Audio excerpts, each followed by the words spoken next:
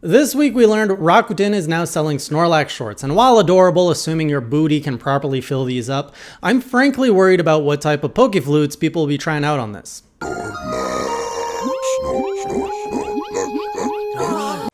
Hey Genius! The big story this week is of course Nintendo's surprise announcement of the acquisition and re-release of the PlayStation Vita, now in 3 colors. Oh wait, my bad. It actually has less features than the Vita and will probably sell well. This must be a proper Nintendo handheld. Of course, after months of rumors, it turns out the Switch Mini was real and is revealed to be called the Switch Lite, which sounds more like a diet soda than a gaming device if you ask me. What's next? The Switch Eye, which comes with a front and rear facing camera, or maybe a Switch 3D with stereoscopic 3D? You know what? I think I'll just wait and hold out for the new Switch Lite 3D XL. Jokes aside though, the new Switch Lite is a handheld-only version of the Switch with built-in controls versus the usual Joy-Cons, a return of the D-pad, a slightly smaller screen, and 3 lovely colors. It won't be able to connect to a TV and will provide a whopping extra 30 minutes of battery life on average. Now there's also a limited edition Pokemon Sword and Shield version available for those who are looking for something with a little bit more Poke flair. The handheld will be sold for $200 US, which is $100 less than the more versatile Switch, which also happens to, Switch. The hardware will be available on September 20th. Now, in what's become a tradition for Nintendo after unveiling any kind of hardware, they were quick to remind us that no, this won't be replacing the 3DS, stating that they'll continue to support it as long as consumers continue to purchase them.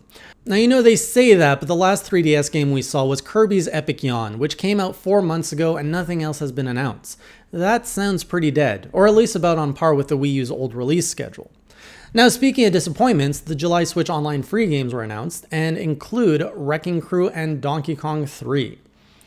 Then again, we're only paying $4 a month, so can't expect too much from that. There was a surprise new feature also released called the Rewind feature, which is great for those old games that depended so much on trolling trial and error difficulty. If you die, you can simply rewind a few frames and try again. Now, before anyone calls foul on this service, that is essentially how lives worked in old games. We're just moving the difficulty goalpost back a bit, so instead of rewinding to the beginning of the level, or even the game, you can just rewind to the last mistimed jump. A feature I gladly would have welcomed in my Castlevania playthrough. And hey, while we're on the topic of retro games, PlayStation is having a retro sale right now that isn't the PlayStation Classic. Until July 23rd, you can pick up over 70 games at steep discounts, including all the Castlevania games. Now, personally, I picked up the first 4 Devil May Cry games for a measly $14, so it's worth taking a look at. It's like an online value village without the weird smell. Cuphead is in the news again this week with a surprise announcement that an animated show is coming to Netflix featuring the Cuphead duo. So it's a new cartoon inspired by a game inspired by the old cartoons, which is a very roundabout way to do a reboot.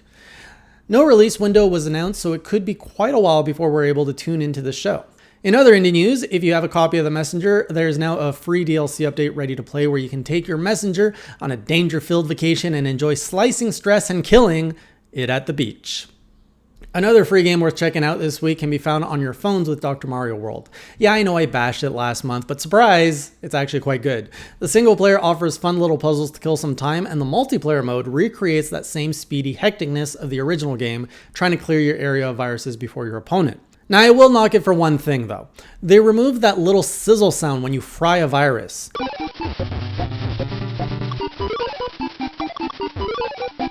Genocide just isn't the same without hearing the flailing sound of a dying virus. So it looks like Xbox wanted some attention this week and randomly dropped a trailer of Final Fantasy VII Remake coming to Xbox One on the Xbox Germany Facebook account.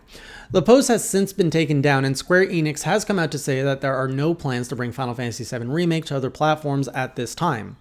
That's great and all, but I just want to point out that the first 2 trailers shown in 2015 had the line, "Play it first on PlayStation 4, whereas the E3 2019 trailer doesn't bother to say that, so who knows. While I doubt there's much of an audience looking to play this game on Xbox One consoles, I'd imagine Square Enix would be quite interested in the PC crossplay feature Xbox has developed. After all, the original Final Fantasy VII was released on both PlayStation and PC. But what do I know, I'm just the guy behind a desk. In other Xbox news, Game Pass just got a nice little feature called Play Later, which is essentially a list you can build of games you've noted as wanting to try at a later time. So now you can better visualize the sheer scale of your backlog. They also added Alexa support for Australia, Canada, France, Germany, Italy, Mexico, and Spain, so you can now browse Game Pass with your voice rather than a controller.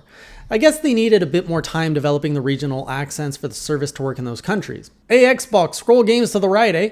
Oh, what's this game about now? Sounds like a doozy of a game, let's get that fired up, eh? Back to Nintendo for a moment. The company had their annual general meeting of shareholders, and in it Miyamoto shared that Nintendo had not fallen behind on online network services. Now I know Miyamoto is one of those holy grails in the industry that we just don't touch. But you know, he's getting kind of old, and you know old people think and say a lot of silly things. Now it's not quite as bad as Gen Z though, which will actually do silly things versus just saying them, like eating Tide Pods. But let's be honest though, do you think Miyamoto goes home after a long day's work, puts on a headset, connects it through an adapter, plugs that adapter into his Switch and then to his phone, and then launches a separate app on his phone, calling a friend, and then finally starts playing some online with them? If you think that's true, and he's okay with that, that's pretty concerning. If not, that's also concerning. It's a comment that makes Nintendo sound very much out of touch, as it's no secret out of all game publishers, they are the most behind when it comes to online services, and the fact that they won't acknowledge that is a little disheartening. But hey, to be fair, we also learned there's 10 million users on Nintendo Switch Online, which accounts for about 30% of its install base, so maybe that's why they think they're doing pretty good. Now in comparison, we know PlayStation has 94 million subscribers as of earlier this year, which is huge when considering that's about the same number of PlayStation 4s out there. But this subscriber count spans the Vita and the PlayStation 3 platforms as well, so it's not an even comparison. Then there's Xbox, which boasted 63 million users on their Xbox Live service this quarter, which again spans the Xbox 360 and Xbox One consoles, so it's hard to compare evenly with the Switch numbers here as well.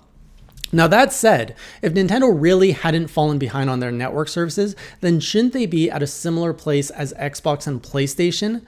That would mean that they too would have an online service with subscribers spanning the last 10 years of their hardware, including the Switch, 3DS, Wii U, and Wii platforms. Imagine how robust of a service that would be if it existed. They'd have way more than 10 million subscribers if done right.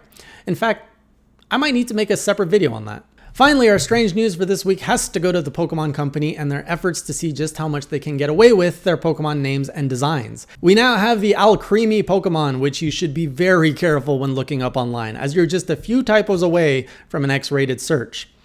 As if the name and design wasn't suggestive enough, its Pokedex entry goes on to say, when attacked, Alcremie throws a sweet-scented cream to blind or distract the opponent.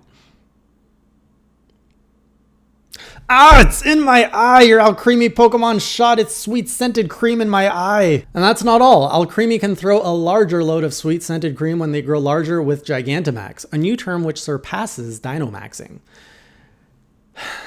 You know they know exactly what they're doing, right?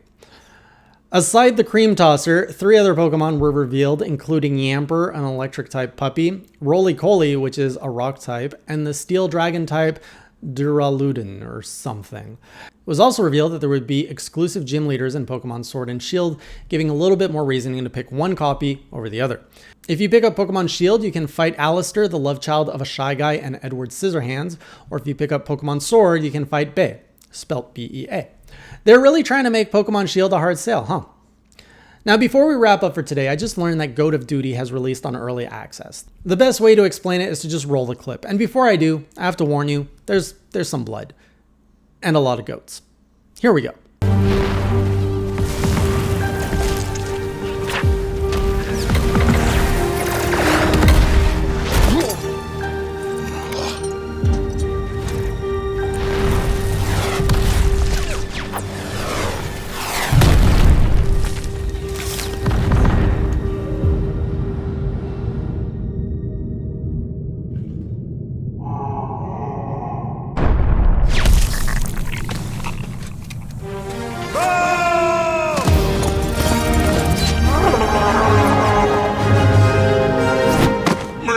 And that's it for this week. Join me next week for another look at the week in gaming. I'll see you next time, and until then, keep it classy.